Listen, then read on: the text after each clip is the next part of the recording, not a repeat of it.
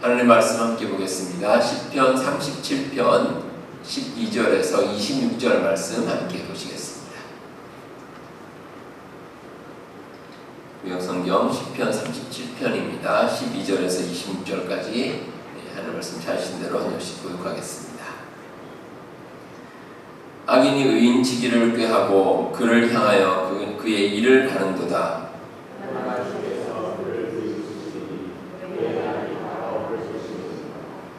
악인이 칼을 빼고 활을 당겨 가난하고 궁핍한 자를 엎드러뜨리며 행위가 정직한 자를 죽이고자 하나.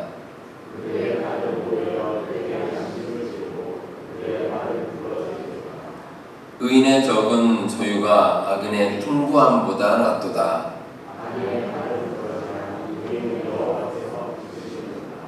여호와께서 언제는 자의 나를 아시나니 그들의 기업은 영원하리로다.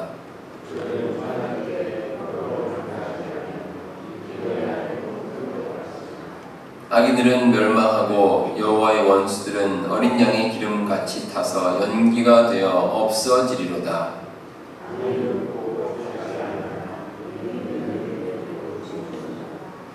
주의 복을 받은 자들은 땅을 차지하고 주의 저주를 받은 자들은 끊어지리로다.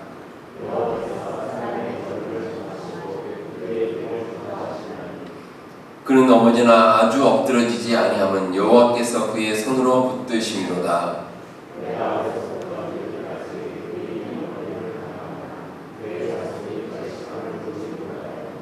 26절 함께 보겠습니다. 그는 종일토록 은혜를 베풀고 부어주니 그의 자손이 복을 받는도다. 아멘.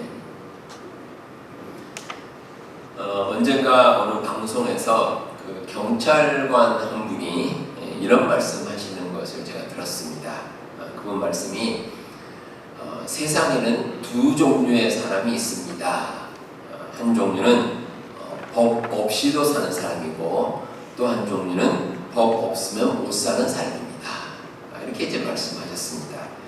여러분들 이 말이 이해가 되십니까? 이분이 이제 경찰관으로서 참 다양한 사람들을 만나는데 직업상 이제 두 종류로 사람들이 보인다는 겁니다. 어떤 사람들은 참 선한 사람들입니다. 그런 사람들은 사실 세상에 법이 없어도 충분히 살 수 있는 그런 사람입니다. 그런데 어떤 사람들은 법이 없으면 못 사는 사람도 있습니다. 악한 사람입니다. 그러니까 이런 사람들은 법의 보호를 받지 않으면 제대로 살 수 없는 사람이다. 이렇게 이제 그 경찰관분이 말씀하셨습니다. 오늘 말씀을 기록한 이 다윗도 살면서 여러 다양한 사람들을 만났습니다. 그 중에는 선한 사람도 있습니다. 그래서 다윗에게 참 선을 베풀고 또 이해관계를 따지질 않습니다. 자기에게 혹시 손해가 있을지라도 열심을 다해서 도와주는 정말 글자 그대로 아주 선량한 사람들, 그런 사람들을 다윗은 많이 만났습니다. 근데 이와 반대로 악한 일을 저지르는 사람도 있습니다. 그래서 다윗이 참 열심히 이제 도와주고 또 호의를 베풀고 사랑해줬던 그 다윗의 아들이죠. 압살롬이 어떻게 했습니까? 다윗을 배신하고 다윗의 왕위를 빼앗으려고 쿠데타를 일으켰습니다. 그리고 압살롬이 반란을 일으킬 때 이제 도망치던 그 다윗에게 돌을 던지고 조롱한 이 시므이라는 사람도 있습니다.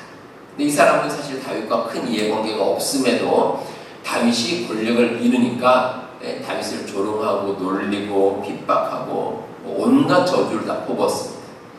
근데 참 황당한 것은 다윗이 나중에 다시 이제 왕위를 회복하니까 또 다윗에게 또 엎드립니다. 가서 엎드려서 다윗에게 용서해달라 또 이렇게 또 구차한 변명을 합니다. 그러니까 참 이렇게 뻔뻔할 수가 없습니다.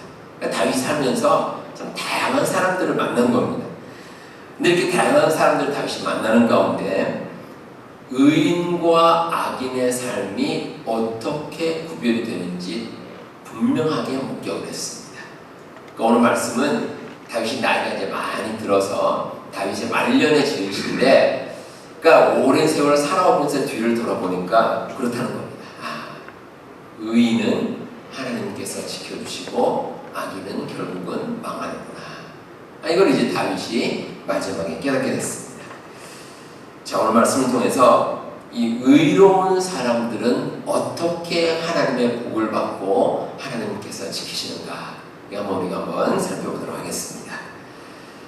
자, 먼저 우리가 잊지 말아야 될 것은 이 악한 자들은 이 세상에서 잘 되는 것처럼 보일 뿐이다 라는 사실입니다. 자, 우리가 보기에 악한 자들이 잘 되는 것처럼 보일 때가 있습니다. 하지만 악인이 잘 되는 것은 단지 그렇게 보일 뿐입니다. 결코 악인은 형통할 수 없습니다. 이 악인이 잘 되는 것은 신기루와 같습니다. 신기루라는 것은 우리가 이제 빛이 이제 불절하면서 우리가 진짜 모습이 아닌 잘못된 거짓된 모습을 보는 겁니다. 가끔 이제 물이 없는 곳에 물이 있는 것 같이 보이기도 하고 이제 그런 게 신기루입니다. 근데 악인이 잘 되는 게 이와 같다는 겁니다. 그 실체가 불분명합니다. 그리고 악인이 잘 되는 것은 이 바닷가에 쌓아 올린 모래성과 같습니다. 이 모래성이 이제 썰물일 때는 모래성이 유지가 되지만 밀물이 되면 이 모래성이 무너집니다. 그러니까 이제 영원하지 않고 일시적이라는 겁니다. 자, 그럼에도 우리의 마음 가운데 가끔 우리가 살면서 내가 보기에는 악한 자들이 좀 잘 되는 것 같이 보이는데 이렇게 생각할 때가 있습니다. 자, 왜 그렇겠습니까? 제가 예전에도 한번 말씀드렸는데 두 가지 이유가 있습니다. 하나는 이 악한 자들이 잘 되는 것이 특이하기 때문에 그렇습니다. 참 특이합니다. 세상에서 악한 자들이 잘 되는 것은 참 드문 경우입니다. 상당히 드뭅니다. 여러분들 갑자기 부자가 된 사람, 이런 사람은 뭐라 그러죠? 예, 우리가 그런 사람 하는 말이죠. 그런 사람 가리켜서 무슨 부자라 그러죠? 벼락부자. 예, 벼락부자라 그럽니다. 근데 왜 벼락부자라 그러냐? 벼락을 만드시 갑자기 부자가 돼서. 그래서 벼락부자라 그럽니다. 근데 사람이 벼락을 만든 것이 이 평범하고 일상적인 일입니까? 아주 드문 일입니다. 상당히 드문. 그래서 그렇게 부자가 되는 것도 상당히 드문 일이다 해서 벼락부자다 이렇게 말합니다. 근데 악인의 모습도 마찬가지입니다. 세상에 보면 아주 성실하게 열심히 일해서 부자가 된 사람들은 많습니다. 그런데 악한 마음을 가지고 누군가를 속이고 잘못된 방법으로 부자가 된 사람들은 그렇게 많지 않습니다. 그러니까 드문 일이기 때문에 우리 눈에 띄는 겁니다. 신문이나 방송의 기자들이 취재를 하는 데 있어서 기사를 작성할 때 아주 기본적인 원칙이 하나 있습니다. 특별한 기사라야 의미가 있다는 겁니다. 그래서 흔히 이제 그런 말 하죠. 개가 사람을 물면 기사거리가 되지 않는데 사람이 개를 물면 기사거리가 된다. 기자들이 그런 말을 합니다. 근데 우리가 사는 삶이 그렇습니다. 여러분들 가운데 예를 들어서 성실한 자녀가 있고 말썽 부리는 자녀가 있습니다. 근데 둘 다 아주 기특한 아주 좋은 일 했습니다. 자, 누가 눈에 띄겠습니까? 평소에 말썽 부리던 자녀입니다. 왜 그러냐면 평소에 성실하고 착한 자녀는 아주 좋은 일 하고 아주 기특한 일을 해도 그냥 그렇구나 하고 이제 그냥 넘어갈 때가 많습니다. 그런데 말썽 부리는 자녀가 어느 날 갑자기 아주 좋은 일, 기특한 일을 합니다. 그러면 눈에 띄는 거죠. 어떻게 이 자녀가 그렇게 하니 그럴 리가 있는가 이렇게 이제 우리가 깜짝 놀랄 때가 있습니다. 악한 자가 세상에서 잘 되는 것도 그렇습니다. 눈에 띄어서 그렇습니다. 그리고 또 한 가지 이유는 우리가 기다리는 것에 익숙하지 못합니다. 그래서 악한 자들이 잘 되는 게 눈에 띕니다. 자, 악한 자들이 잘 된다고 해도 하나님의 약속은 분명합니다. 그들의 최후는 멸망입니다. 근데 우리가 잘 못 기다립니다. 잘 못 기다립니다. 그러니까 악한 자들이 좀 잘 되는 듯하고 그런 모습이 눈에 띄면 이상하다. 왜 악한 자들이 잘 될까? 이렇게 생각을 하는 겁니다. 그런데 우리가 기다리다 보면 결국은 의로운 사람이 잘 되고 악한 자들은 멸망한다. 이거 우리가 목격할 수가 있습니다. 그래서 우리가 악한 자들이 잘 되는 모습에 부러워할 이유가 없습니다. 악한 자들이 잘 되면 허공에 뜬 연기와 같습니다. 이 바람이 불면 그냥 사라져버립니다. 아무것도 아닙니다. 절대 부러워할 일이 아닙니다. 우리 여러분들 이 진리를 꼭 기억하시고 악한 자들이 잘 되면 실체도 없고 영원하지 않다. 이 진리 여러분들 꼭 기억하고 사시기 바랍니다. 자, 악한 자들은 세상에서 잘 되지 않습니다. 그래서 악인은 웃음거리가 되고 반대로 의인은 높임을 받습니다. 오늘 말씀 13절에 주께서 그를 비웃으시리니 그의 날이 다가옴을 보심이로다. 이렇게 기록하고 있습니다. 자, 이 말씀이란 이유가 뭐냐? 12절에 보시면 악인이 의인치기를 꾀하고 그를 향하여 그의 일을 가는도다. 이렇게 나옵니다. 자, 악한 자들이 의로운 사람들을 치려고 합니다. 근데 그 모습을 보고 우리 주님께서 비웃으십니다. 왜냐하면 이 악한 자들의 생각은 우리 주님의 능력을 무시합니다. 의인들을 보호하시고 감싸주시고 지키시는 그 주님의 놀라운 능력이 있는데 악한 자들은 그걸 모릅니다. 그래서 아무 생각 없이 의인을 공격을 하는 겁니다. 그러니까 그 모습 보니까 주님께서 보시기 참 가소로운 겁니다. 아니, 저 악한 자들이 무슨 자기들이 능력이 있다고 저렇게 마음대로 행동하나. 결국은 이제 악인들이 비웃음거리를 당합니다. 주님뿐만이 아니라 세상 사람들이 보기에도 참 웃기는 꼴입니다. 특별히 하나님께서는 의인도 주관하시고 악인도 주관하십니다. 그런데 우리 하나님은 의로우신 분입니다. 자, 그럼 하나님께서 누구 편을 들겠습니까? 하나님께서 의로우시니 당연히 의로운 자들의 편을 듭니다. 그러니까 당연히 악인은 웃음거리가 될 수밖에 없습니다. 하나님의 존재를 무시하는 이 악인들의 삶은 마치 지도가 없이 길을 가는 것과 같습니다. 아무것도 모릅니다. 아무것도 모르면서 자기 마음대로 길을 가는 겁니다. 또 아무런 무기 없이 전쟁터에 나가는 것과 같습니다. 전쟁에 나가려면 무기를 가지고 나가야 되는데 아무 생각 없이 나갑니다. 그러니까 악인의 모습이 이와 같다는 겁니다. 근데 이에 반해서 의인의 삶은 주님께서 지키시고 높여주십니다. 그래서 삶이 든든합니다. 18절에 보시면 여호와께서 온전한 자의 날을 아시나니 그들의 기업은 영원하리로다. 의인의 삶은 하나님께서 지켜주시고 그 삶은 그래서 기초가 튼튼한 건물과 같습니다. 의인의 삶에는 영원한 기업이 함께합니다. 이 기업이란 말은 축복입니다. 하나님께서 축복을 주시는데 영원한 축복입니다. 그냥 일시적으로 끝나는 것이 아니라 계속해서 영원한 축복을 하나님께서 의인들에게 허락해 주십니다. 그래서 복을 받습니다. 물론 의인들도 살다 보면 환난을 당할 때가 있습니다. 우리 삶에 그럴 때가 분명히 있습니다. 그런데 19절에 보시면 그들은 환난 때에 부끄러움을 당하지 아니하며 기근의 날에도 풍족할 것이다. 이렇게 말씀하고 있습니다. 환난은 누구에게나 있습니다. 이 세상 살아가면서 아무런 어려움 없이 평생 안락하게 살아가는 사람은 이 세상에 없습니다. 누구에게나 환난은 있습니다. 그러나 하나님께서는 환난 때에 우리로 하여금 부끄러움을 당하지 않게 하십니다. 우리를 다 지켜주십니다. 그래서 24절에 나온 말씀처럼 그는 넘어지나 아주 엎드러지지 않습니다. 우리가 넘어지죠. 넘어지는데 완전히 넘어져서 다시 일어나지 못할 정도로 엎드러지지는 않는다는 겁니다. 비록 우리가 잠시 휘청거리고 또 어려움 당하고 힘든 일이 있을지라도 하나님께서 다시 한번 일으켜주십니다. 그게 의로운 자의 삶입니다. 놀라운 축복입니다. 그런 축복을 우리가 받았습니다.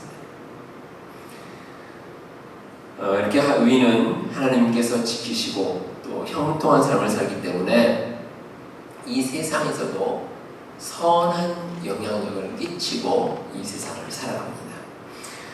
21절에 보시면 악인은 꾸고 갚지 아니하나 의인은 은혜를 베풀고 준도다. 이렇게 말씀하고 있습니다. 자, 이 세상 역사를 보면 소위 말하는 잘 나가는 사람들이 있습니다. 세상적으로 뭐 부유하다거나 또 뭐 권력을 가졌다거나 뭐 어떤 식으로든지 이 세상에서 잘 나가는 사람들은 세상에 많습니다. 그래서 누구든지 사람들이 본능적으로 나도 한번 세상에서 잘 되어보겠노라, 이렇게 이제 세상 사람들이 많이 이제 노력을 합니다. 근데 이렇게 이제 뭐 빈부 차이도 있고 또 계층의 차이도 있기 때문에 세상에서 많은 사람들이 이제 이런 것을 좀 더 많은 사람들이 함께 누렸으면 좋겠다 해서 이 법과 제도를 만듭니다. 그래서 정치적으로 사회적으로 그런 법과 제도를 많이 만들어 왔는데 이제 그런 것들이 어떻게 보면 정치 사회 구조의 역사이기도 합니다. 그걸 통해서 이루어진 많은 제도들이 있습니다. 그래서 이제 역사적으로 뭐 왕이 다스리던 그런 군주제도 있었고 또 공화정, 귀족제 이런 것도 있었고 또 뭐 공산주의도 있고 민주주의도 있고, 그러니까 세상 사람들이 여러 가지 제도를 통해서 어떻게 하면 좀 더 많은 사람들이 함께 잘 살아볼 수 있을까, 그렇게 연구하고 노력을 했습니다. 근데 그럼에도 모든 사람을 완벽하게 잘 살 수 있게 만드는 제도는 세상에 없습니다. 그런 제도는 없습니다. 그리고 세상에 완전한 평등도 없습니다. 그렇기 때문에 세상에는 어느 정도 기득권을 확보하고 살아가는 사람들이 분명히 이 세상에 있습니다. 하지만 한 사회에서 선한 영향력을 베푸는 사람을 그렇게 많지 않습니다. 상당히 드문 일입니다. 소위 세상에서 잘 나간다고 해서 그 사람이 선한 영향력을 끼치고 사는지는 않습니다. 그런데 하나님께서는 의인은 은혜를 베풀고 주는 사람이다, 이렇게 말씀하고 있습니다. 내가 받은 은혜를 내 배만 불리기 위해서 사용하는 것이 아니라 그 은혜를 베푸는 겁니다. 선한 영향력을 끼치는 겁니다. 근데 하나님께서는 그런 사람이 진짜 복받은 사람이다, 이렇게 말씀하고 있습니다. 그런 사람이 복받은 사람입니다. 지금부터 한 30년 전인데요. 1993년에 이런 영화가 나왔습니다. 쉰들러 리스트라는 영화가 나왔습니다. 여러분들 혹시 보신 분 계실지 모르겠는데, 이제 원래 이 영화가 소설입니다. 호주 작가인 토마스 캐넬리라는 분이 쓴 소설인데, 원래 이제 이름이 쉰들러의 방주입니다. 쉰들러스 아크, 쉰들러의 배, 큰 배, 방주, 뭐 이런 뜻의 그 제목의 소설이었는데, 이 제목이 스티븐 스필버그라는 유명한 감독이 영화를 이제 만들었습니다. 뭐 그 내용만 아시는 분도 계시는데, 제2차 세계대전의 실화입니다. 실화인데 오스카 쉰들러라는 이제 독일의 사업가가 있습니다. 이 사업가가 이제 폴란드에 가서 이제 공장을 짓고 사업을 하는데, 그때 들은 얘기가 유대인들은 공짜로 쓸 수 있다. 직원으로 고용을 해도 직원 월급을 주지 않아도 됩니다. 공짜로 쓸 수 있다. 이 얘기를 듣고 이제 나치에 있는 사람들을 통해서 이제 수용소에 이제 감금되어 있는 그 유대인들을 직원으로 고용을 해서 그래서 공장을 돌리는 겁니다. 그러니까 뭐 이익이 많이 남았겠죠. 그래서 사업가적인 그런 생각을 하기 위해서 이렇게 이익을 남기다가 그 회사 회계 업무를 보는 유대인이 있었는데, 그 유대인에게 유대인들이 얼마나 비참한 삶을 살고 또 이제 학살을 당한가, 그 얘기를 듣게 됐습니다. 그 얘기를 듣고 마음속에 감동이 이제 나오게 됐거든요. 그래서 내가 돈 버는 데만 골몰하는 것이 아니라 이렇게 불쌍하게 죽어가는 유대인들을 좀 살려야 되겠다. 내가 내 공장에 고용을 최대한 많이 고용함으로써 유대인들의 목숨을 구해야겠다. 이분이 이제 그런 생각을 가지고 유대인들을 이제 최대한 많이 힘 닿는 데까지 고용하기 시작했는데, 그렇게 해서 살아난 유대인들이 1,100명, 1,200명 정도, 그 정도 유대인들이 목숨을 건지게 되었다라는 겁니다. 근데 저도 이제 오래전에 영화를 봤는데 마지막 장면이 기억이 납니다. 이 쉰들러라는 사람이 이제 전쟁이 끝나고 이제 자기가 이제 그 얘기를 하는데 어떤 얘기를 하냐면, 내가 조금만 더 노력했으면 더 많은 사람을 생명을 살릴 수 있을 텐데, 이 얘기를 합니다. 그래서 내가 타고 다니는 차를 팔고 귀금속을 팔고 그렇게 했으면 그러면 좀 더 많은 유대인들을 고용하고 살릴 수 있었을 텐데, 그렇게 얘기를 하는 겁니다. 좀 선한 영향력을 베푸는 사람들이 가진 그런 마음입니다. 그리고 그렇게 이제 선한 영향력을 베푸는 사람에게 또 사람들은 또 인정하고 보답을 합니다. 이게 전쟁이 연합군의 승리로 끝났기 때문에 이 쉰들러라는 사람이 독일군과 함께 일했기 때문에 부역자고 처벌을 받을 수 있는데, 그 공장에 일했던 많은 유대인들이 편지를 씁니다. 쉰들러라는 사람은 선한 일을 했기 때문에 살려달라고 편지를 쓰고 다 그 사람들이 모두 서명을 합니다. 그래서 그 편지를 쉰들러에게 주고 혹시 어려움을 당하면 이 편지를 통해서 살 길을 찾아라. 이게 이제 도움을 주는 겁니다. 얼마나 감동적인 장면인지 모릅니다. 이 세상에는 부자도 많고 권력자도 많고 지식인도 많습니다. 모두가 일반 사람들보다는 더 많은 것을 가진 사람들입니다. 하지만 그것으로 끝이라면 그들이 가진 것은 크게 의미가 없습니다. 정말 참된 의미를 가지려면 가진 것을 통해 선한 영향력을 발휘해야 할 것입니다. 그리고 그 영향력을 발휘하는 그 사람이 하나님께서 보시기에 의인입니다. 우리 성도 여러분, 우리가 어떤 것을 가진 것만으로는 복이 되지 않습니다. 그것을 귀하게 사용할 때 그 복은 성취가 됩니다. 의인은 선한 영향력을 끼치는 축복을 누립니다. 우리 여러분들 이런 귀한 일을 행하는 의로운 사람이 되시기를 주님의 이름으로 축복합니다. 마지막으로 의인은 자손 대대로 복을 누립니다. 아주 중요한 말씀입니다. 25절과 26절에 보시면 내가 어려서부터 늙기까지 의인이 버림을 당하거나 그의 자손이 걸식함을 보지 못하였도다. 그는 종일토록 은혜를 베풀고 꾸어주니 그의 자손이 복을 받는도다.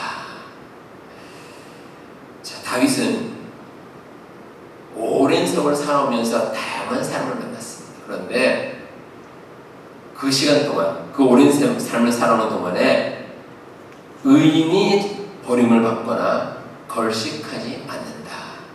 이걸 분명히 목적을 했습니다. 그리고 그의 자녀들도 복을 받는다. 이걸 깨달았습니다.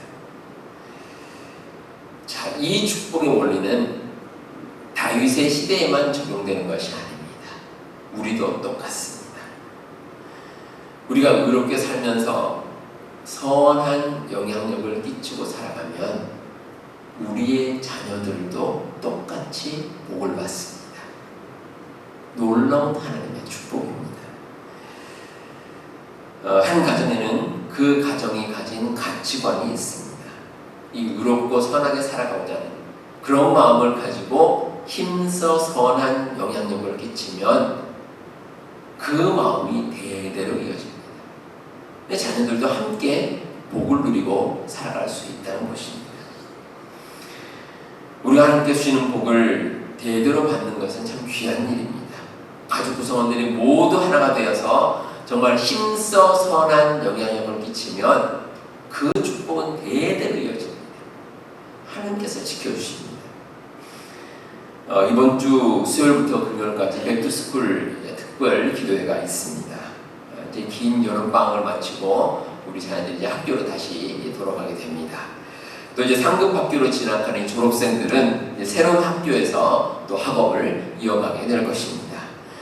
이렇게 학업을 시작하는 자녀들을 위해서 우리 부모님들이 함께 기도하는 시간을 가지고자 합니다. 학교라는 것은 우리의 자녀들이 앞으로 사회에 나가서 살아가는 그런 삶의 토대를 마련하는 곳입니다. 그리고 토대를 쌓은 후에 나중에 이제 사회에 나가서 각자 삶의 자리에서 우리 자녀들이 열심히 일을 하면서 살아가게 될 것입니다. 그들이 어떤 삶을 살게 될지는 우리가 아무도 알 수 없습니다. 그래서 우리가 그들이 앞으로 정말 선한 영향력을 발휘할 수 있고 또 그를 위해서 우리가 함께 기도해야 할 것입니다.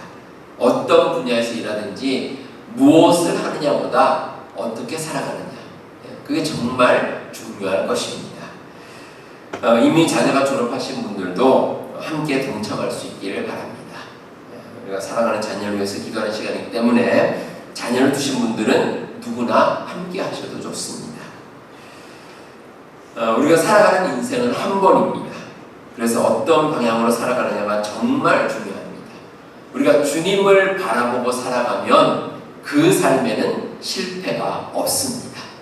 주님 바라보고 살아가는 삶은 의로운 삶이고, 또 그를 통해서 우리의 가정은 물론 우리의 후손도 하나님께 주시는 놀라운 축복을 누리며 살아갈 수가 있습니다. 우리 성도 여러분, 악인들은 잘 되는 것 같아도 궁극적으로 멸망합니다. 반대로 의인들은 하나님께서 지키시기 때문에 영원한 삶을 보장받고 그 삶은 자손대대로 복을 누리며 살아갈 수 있습니다. 이 진리를 기억하시고 정말 선한 영향을 끼치면서 이 세상 살아가시는 여러분들과 또 여러분들의 자녀들이 다 되시기를 주님의 이름으로 축복합니다. 이 시간 우리 함께 한번 한 목소리로 찬양하도록 하겠습니다. 우리 하나님의 사랑을 사모하고 하나님의 평안 가운데 거하는 우리 주만 바라볼지라, 우리 함께 한번 찬양하도록 하겠습니다.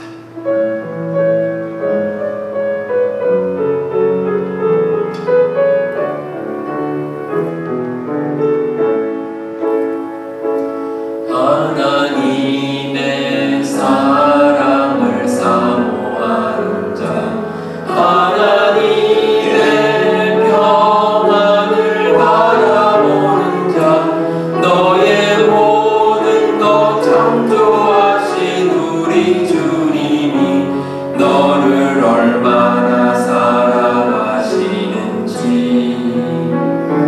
하나님께 찬양과 경배하는 자, 하나님의 선하심을 닮아가는 자, 너의 모든 것 창조하신 우리 주님이 너를 자녀 삼으셨네.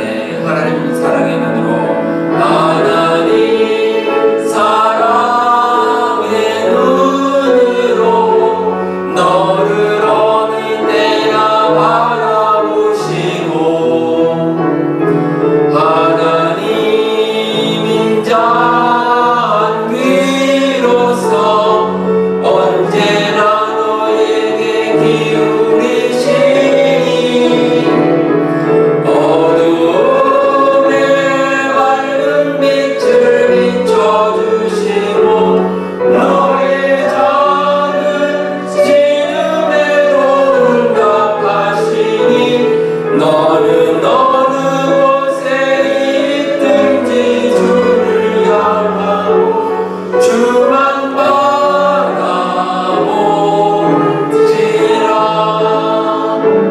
하나님 사랑의 눈으로 너를 어느 때나 바라보시고, 하나님 인자한 귀로서 언제나 너에게 기울이시니 어둠에 밝은 빛을 비춰주시고, 너의 작은 신음에도 응답하시니 너는 어느 곳에 있든지 주를 향하고 주만 바라볼지라. 주만 바라볼지라.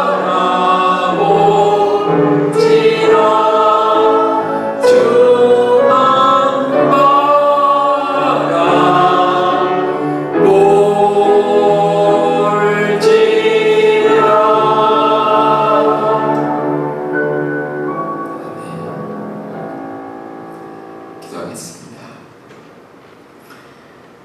하나님 아버지, 저희들이 살아가는 삶 가운데 하나님께서 저희들을 지켜주시고 하나님의 크신 은혜 가운데 보호하여 주심을 참으로 감사를 드립니다. 저희들이 살아가는 삶의 순간순간마다 하나님 보시기에 의로운 삶을 살게 하시고 이 세상에서 선한 영향을 끼치는 복된 삶을 살게 하여 주옵소서. 우리 앞에 계속한 모든 교우들 지켜주옵소서.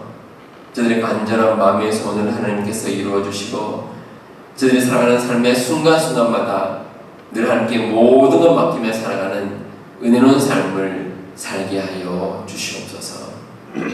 하나님께서 우리 교우들을 지켜주시고 저들의 모든 삶을 하나님의 은혜 가운데 함께 하심을 믿습니다. 그 믿음 가운데 늘 하나님과 동행하며 살아가는 우리 모든 교우들 다 되게 하여 주옵소서. 모든 말씀 예수님 이름으로 기도하옵나이다.